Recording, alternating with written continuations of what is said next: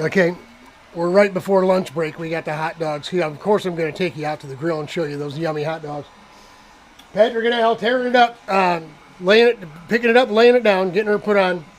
After this piece, lunch break, then the last two pieces.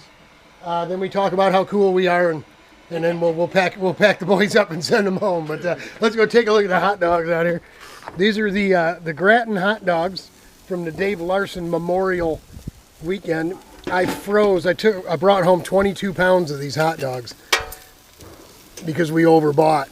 So we're cooking up some hot dogs for me and Sherry and the boys.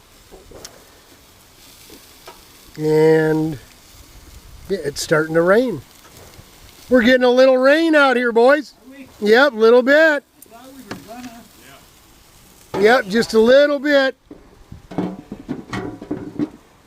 Just in time, because the hot dogs are almost done.